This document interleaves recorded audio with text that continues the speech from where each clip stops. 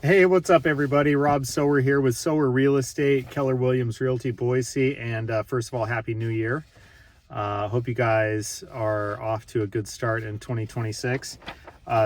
Sorry I got the video out in the middle of the week. I was going to get it out this weekend, but it just did not quite happen. And I figured, better late than never. I didn't want to go through another month. I have had more misses this last year than I've ever had before, but I don't know. So this video, even though it's late now, the 5 of you that actually watch it can be can be happy that the video is coming out. Just kidding. I mean, we get at least 6 views. Okay, so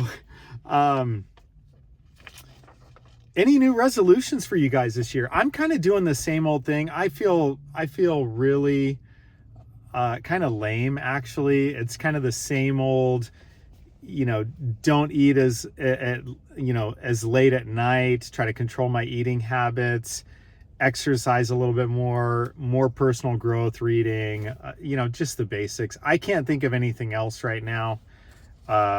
Or the list is too daunting to to get into. So anyway, hopefully you guys are having a little bit better luck and maybe something a little more creative than my resolutions. Okay, so jumping into the market stats, here we go. A couple things I want to point out. Really, it's kind of, oh wait, there's my pen. Kind of no huge surprise that our inventory, the number of listings is fairly low right now. Winter is always like that. You can kind of see back a year ago. Sorry, that's backwards. This is a year ago. Really not a huge change. You always see kind of this uptick as we go into March, April, May, etc., and then it tails off October, November, December, etc. So right now, Ada County, we're looking at about 715 active homes on the market. This same time last year was 634. So we are having, there's a little bit more on the market, but it's still, it's winter. So you're just not going to see quite as much. And I would expect that to just kind of go up as we go into, we really see it around end of February and into March, etc. One thing that's interesting though, and I've mentioned this before, I forget how long ago, but if you notice the absorption rate, the dark line and then the lighter gray line as they go through the year, you have quite a gap between what's being consumed versus what's available. I expect that to be even more dramatic this year in 2026 because we're already getting a lot of talk of there being more sellers than buyers, whereas before we had way more buyers than sellers over these last 2 to 3 years. The inventory has been really difficult for buyers. We're seeing that switch a little bit, and I expect that to continue into 2026.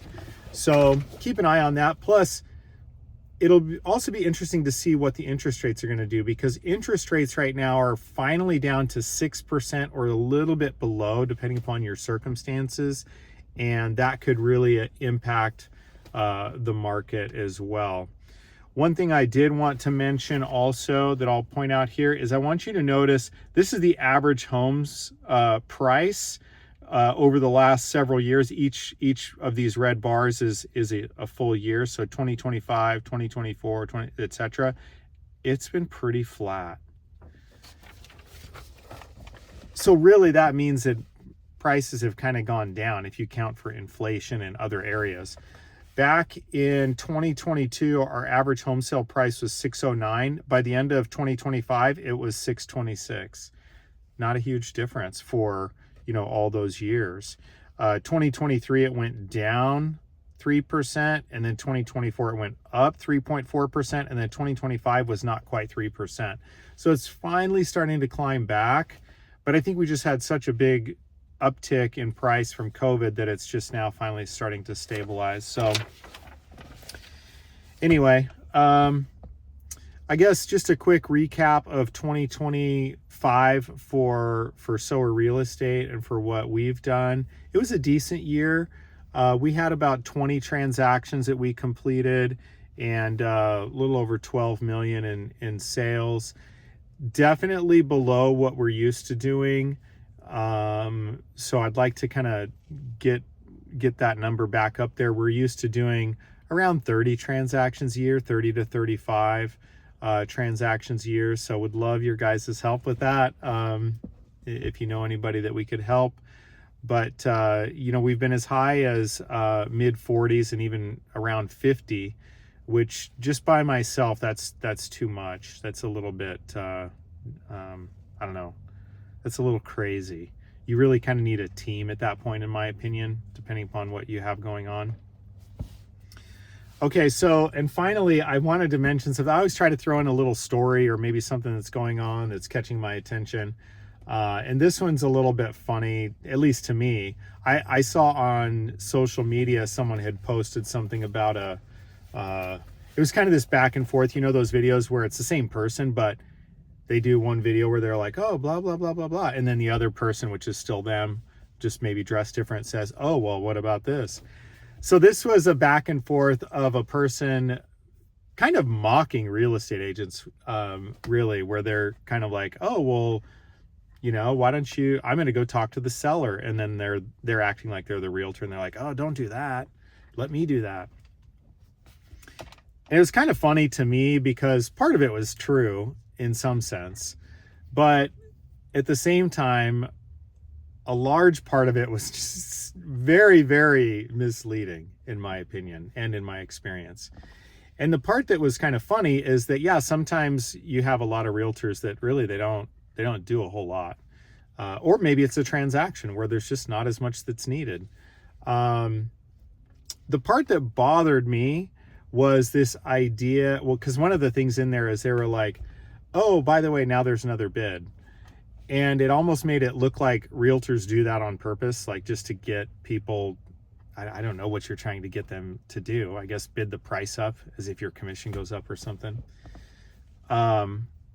Which is that's an ethics violation there, but because you're supposed to tell the truth. But the thing that I really didn't like is this idea that there's kind of not a good real estate agent out there, right? Like that the kind of the industry as a whole is kind of filled with just, I don't know, used car salesmen. And I admit that's kind of what I used to think too. But what I will say, and I've mentioned to other people in the past, is I look at the real estate professional who's supposed to be a fiduciary, by the way, where they're looking out for their client's best interests over their own. That's what they're supposed to do. Whether they do or not, I'm not here to necessarily debate that.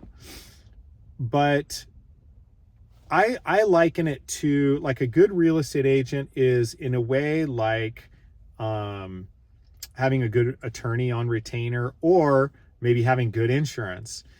And what I mean by that is, if you find yourself in a situation that's difficult, or like in insurance, for example, you crash your car, well, at that point, it's too late to go get some better insurance. It's too late. You're in the accident. Now you got to deal with the insurance you've got.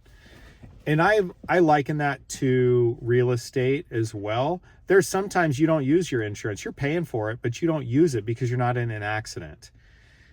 It's the same kind of thing. So anyway, that's just a little side note. Sorry for running a little bit long on that, but hopefully you either found that entertaining or it's helpful in some way to you. If there's anything we can help you guys with in real estate, please reach out. We'd love to at least, I don't know, just tell you our opinion on what might be a good direction for you to go, and then you can decide what's best for you. All right. Happy 2026 to you guys. Talk to you soon. Bye.